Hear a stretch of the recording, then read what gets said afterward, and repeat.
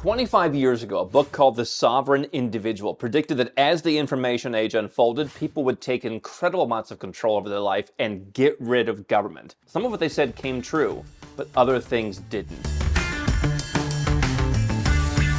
Today, I'm going to tell you three things that The Sovereign Individual predicted back in the 90s that didn't come true, but you can make them come true if you want to, because there are places in the world where the stuff they talked about, the ways to get out from under the thumb of big government, are actually possible. Now, the Sovereign Individual basically predicted that as competition around the world became more intense for talent, for capital, for resources, that countries were going to have to fight for citizens. And we're seeing that. You may not see it in your country. Your country may be the legacy brand, the Coca-Cola of countries who says, hey, we have this strong brand. People are going to come here. People are going to stay here. We're brainwashing our own people. This is the best place on earth. And so your country may not be competitive, but what we see is with 252 sovereign countries and territories around the world, a lot of them are fighting. Some of them are fighting for all sorts of capital. Some of them are fighting for very niche forms of capital. And what the book predicted is that when competition arises, when countries like the ones we've talked about, Malaysia, for example, becomes a really livable place with safe banks, when Colombia becomes much more peaceful, you could actually live there and it's nice and people are going and marrying locals and having a nice life. When that happens, the Western countries that have had a stranglehold on the productive class are going to strike back, and they're going to do so in a very nasty way, because those countries have treated their citizens like what Doug Casey would say, milk cows, and eventually a milk cow could become a beef cow. And so that's what the Sovereign Individual got right. There is more competition now than ever, and you have the choice of where to put your capital, where to put yourself, where to put your family, where to put your business. That's what we talk about here at Nomad Capitalist. But what I think the Sovereign Individual got wrong is that some of the things they predicted require you to move not only your assets, but to move yourself and your family. Here's the first thing they said. They said, in light of this competition, taxes will go down between 50 and 70%. And the reality is taxes around the world have gone down. Why do you think some of the people who want you to pay your fair share, it's never enough. What's the fair share, right? But the people who want you to pay your fair share, they're always complaining that they pay too much and you don't pay enough. They look at numbers that show tax rates have gone down because governments have had to be more competitive. Why would a company that does business all around the world incorporate in a place where they pay the most tax? Now, you've had things like the global minimum tax, which is now coming into place to have some kind of floor tax rate. But even that, even a 15% tax rate on big companies, not a company that you or I would run, but a big company, even 15%, if that's what they have to pay compared to what it would have used to be back in some of the Western countries when they would have paid 35 and 40 and 50%, 15% is not as good as zero. You and I can still run companies and pay zero, but even 15%, as much as we don't like the fact that they're getting together to force people to pay more than they necessarily should have to and eradicate competition. That's the nastiness the Sovereign Individual talked about.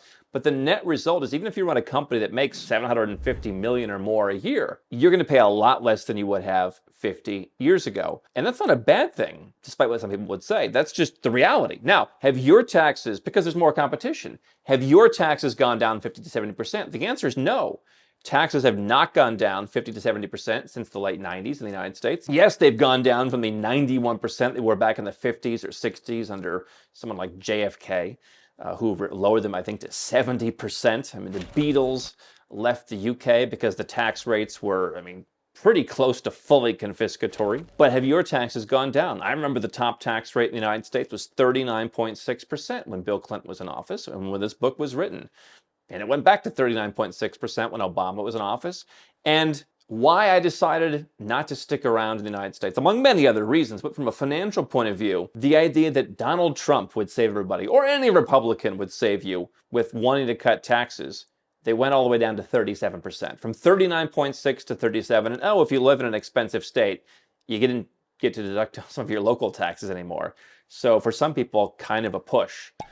Taxes for you have not gone down 50 to 70% if you live in most Western countries. They have gone down 50 to 70% in many other countries, and they could go down for you if you were willing to move to a tax-free country, a territorial country, a tax exempt country, a country with a non-dom system, a country with a lump sum system. Those countries would allow you to reduce your taxes by 70% or more, but you have to go there. That's what the sovereign individual got right. What I think they got wrong was the idea that there'd be so much competition that legacy brand countries would think they also have to compete. Sure, under the Trump administration, the US taxes on corporations went down. Most small businesses aren't running through C corporations. And so the net effect for many of these Western quote unquote tax cuts is not really that substantial versus just, I'm going to move to a country that doesn't tax me. And it's not just a matter of going to Dubai. There's a lot of countries. We've helped people move to literally dozens of different countries that offered them tax advantages. Some of them are in countries in Europe where places like Italy have said, hey, listen, we have a revenue problem. So if you want to come in, we'll give you literally between 70 and 90% off of our normal tax rates. We'll give you that for X number of years. Or hey, we'll give you 100,000 euro flat tax for up to 15 years. And if you make 10 million euros in your business, hey, good for you. That's a 1% effective tax rate. So even countries you don't think are low tax countries can be low tax countries for you. There's dozens of them. We help people go there every day. If you're just thinking, I have to go to Dubai, that's the only option. Absolutely not. Nomad Capitalist helps you figure out all the different options. We help people figure out the unknown unknowns if they want to do the stuff the sovereign individual talked about. So taxes didn't go down 50 to 70% where you live, but they did somewhere else. The second thing the sovereign individual got wrong was that it'll be easier to hide your money. And I'm paraphrasing that, but they basically said, hey, the government's going to lose control of what you do. Obviously, in some of these big, again, legacy brand countries, you're seeing stuff like CBDCs. You've seen in the last 10 years the impact of the surveillance state. That's not even a controversial topic anymore. Everybody knows it's happening. And yet people still say, well, I'll leave when it gets bad enough. Imagine the government spied on everything you do and you're like, this still isn't bad enough. And then you sit around and you leave comments on YouTube videos about when CBDCs happen, there'll be nowhere to go. Well, here's what Edward Snowden, who talked about being able to be off the grid, he said, it's the super states that are going to be the ones that are going to hold people down. The smaller countries, which the sovereign individual did talk about, are going to want to be competitive. Smaller countries with small populations, smaller countries that don't have a lot of resources are going to have to bring people in. Look at citizenship by investment programs in the Caribbean. Countries that have 100,000 people living there and they don't have natural resources. Their banking sector has been shuttered because anti-competitive Western countries wanted it shuttered. So now they offer citizenship. You give them $100,000, you give them $150,000, you and your family can get a second passport in a matter of months. They believe in competition. Now, what those things don't allow you to do is to hide your money more easily. We always recommend everybody play it straight. If you don't like the rules in your country, leave your country. If you're an American, there will be rules that will follow you as long as you carry that passport. It's up to you if you want to keep that passport. If you ever give up your U.S. citizenship, which you could do with the help of some second citizenship you could get somewhere, you're no longer under those rules. You can play by whomever other rules that you want to go and subject yourself to, whether it's a tiny island of the Caribbean, whether it's Singapore, whether it's Dubai, you can choose. Everyone who's not American, you can basically go and choose wherever you live. That's the rules that you play by. And so don't hide your money. It's not easier to hide your money. You saw FATCA pass in the United States, where there's a lot of information sharing now. All the banks share back to the US Treasury. That inspired CRS. So pretty much every country in the world now is sharing information. The question is, where do you want your information shared? A country that's going to judge you for moving your money overseas? A country that wants to stop you from moving your money overseas? A country where the politicians like Elizabeth Warren say that just because you're wealthy, you must be cheating on your taxes? Do I want my information going to that country? Or do I want my information that's being shared going to a country that says, we don't care, we don't tax you anyway? We don't maybe care. It's not our culture to care about what you do. Plenty of people keep their money overseas. There are certain countries in Asia, it's like all the politicians keep their money overseas. You think they're ever going to do anything to stop people from putting their money overseas? But yet in the United States, for example, where I'm from, the idea of keeping your money overseas, people think you're nuts.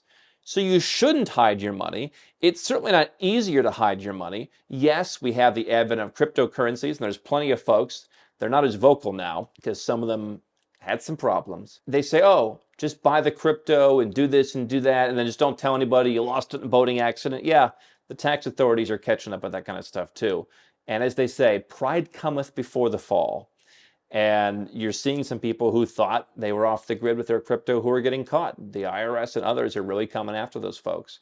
And I would want to sleep at night, quite frankly. I'd rather move to a country that doesn't care and that doesn't tax me, or live a life where I'm not taxed. Maybe I live in different countries at different times of the year, so where no one country is controlling everything I do. I'd rather do that than hoping that the tax authority doesn't catch up to me and I get in trouble. I just want to live a peaceful life. And so you shouldn't hide your money, and it has not become easier, I don't believe, because the government in these countries where they don't want competition is always going to find a way to catch up with you. Yes, they may not get you on day one, but sometimes it takes them 4 or 5 years to figure out what's going on. How about just avoid 4 or 5 years from now getting a knock on the door? How about just you go where you're treated best now? Nomad Capitalist works with tax professionals, immigration professionals, all kinds of professionals from around the world. I can tell you myself, it is sometimes hard to find good people, and it's certainly hard to get them all to work together. The average person that we work with might need 7 or 8 different professionals, throw in a couple of bankers on top of that. Getting to know who those people are, getting to manage them, getting to kind of put the strategy together, map out the unknown unknowns, that can be difficult. We help you do that. And so if you're trying to reduce your taxes by 50 to 70% or more, if you want to have greater control over your money, if you want to have greater financial privacy, not because you're hiding, but because you found a better mousetrap legally, you can go to nomadcapitalist.com. We'd love to show you our holistic solution. Most people are selling a residence permit, a passport, a bank account, a trust. In a vacuum, that's not going to do anything for you. Because if you have a trust, let's say you're an American, now you've got to file a form every year to report the trust. And if you don't, we read the tax journals. I mean, they come down like a ton of bricks on people all the time with, let's say, FBAR penalties. You have a bank account for that trust? You have a bank account overseas? You didn't report it? You're in big trouble. We see multi-million-dollar penalties come down for people who didn't report their bank accounts. Penalties for people who didn't report foreign corporations and trusts. You can't hide your money. Just don't even try. Just do it the right way. And if you don't like the system, legally opt out. There's a way to do it. We have the network of professionals that can help you do that. You don't just want to buy one shiny object and think the problem is done. You want a holistic, bespoke approach that we can help you with at nomadcapitalist.com. Now, here's the third thing that the sovereign individual got wrong, is that money can be offshore while you're onshore. And so the idea of the sovereign individual was, hey, in this kind of, ethereal cyber world, your money can just sit in cyberspace while you sit conveniently in Miami. Well, there's been rules around that for a long time as well. This is a common misconception. Set up your company in a tax haven like the British Virgin Islands, Belize, wherever. Quite frankly, onshore is the new offshore. And so these far-flung tax havens with practically no requirements really aren't the solution anymore, especially if you need banking services or you need to process credit cards or stuff like that. But the reality is these Western governments have figured out if you sit in their country, that's where that company is going to be taxed. So you can have a BVI company, and for asset protection or for some estate tax purpose, maybe that works in your particular case. There's reasons to have a BVI company.